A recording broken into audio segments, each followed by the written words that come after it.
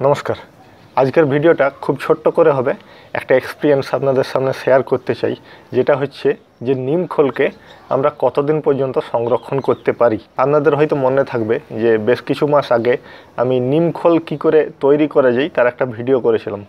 नीम बीज बा नीम फल थेके नीम खोल तैरिर एकटा प्रक्रिया आमी देखिয়েছিলাম। तो सेटा करार पर एकटा पात्रेर मध्य आमी भरे दिয়েছিলাম नीम खोलगुलिके, सेखाने बृष्टिर जल जाय विभिन्न कारणे आमार सेटा व्यवहार करा हयनि। तो आजकेर भिडियोते आमी देखाबो এই नीम खोल एबं जल दुटोके मिशिए आमरा कतदिन पर्यन्त संरक्षण करे राखते पारी और एटा करे यदि राखा जाय तो एटा कि गाছে व्यवहार करा जाबे ना जाबे ना এই সব বিষয় নিয়ে আমি আলোচনা করব। এই পাত্রের মধ্যেই আমার এই नीम खोलটা রাখা ছিল। বৃষ্টির জল এখানে কিছুটা মিশে যায়, তার ফলেই একটা অর্ধতরল জাতীয় পদার্থে পরিণত হয়েছে।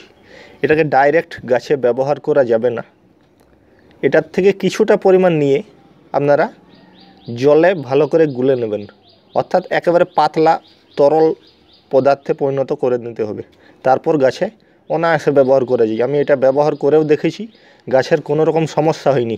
এখানে একটাই সমস্যা তৈরি হয়েছে, যেটা হচ্ছে সামান্য গন্ধ এখান থেকে উঠছে, খুব সামান্য একটা গন্ধ আমরা অনুভব করছি, কিন্তু এতে আমার মনে হয় না যে খুব একটা সমস্যা হতে পারে। এটা যেহেতু আমি ঢাকা দিয়ে রেখে দিয়েছিলাম তাই এর মধ্যে কোনো রকম পোকা আমি দেখতে পাইনি এখনো পর্যন্ত। এই ভিডিওটা সম্পূর্ণ এক্সপেরিমেন্টাল ভিডিও, আপনারা যদি চান আপনারা ট্রাই করে দেখতে পারেন। তবে এর মধ্যে নিম খোলের পুষ্টিগুণ কতটা পরিমাণ রয়েছে এটা এই মুহূর্তে আমার পক্ষে বলা সম্ভব নয়। আমি গাছে প্রয়োগ করেছি, এটা জলে গুলে গাছে কোনো রকম সমস্যা দেখা যায়নি।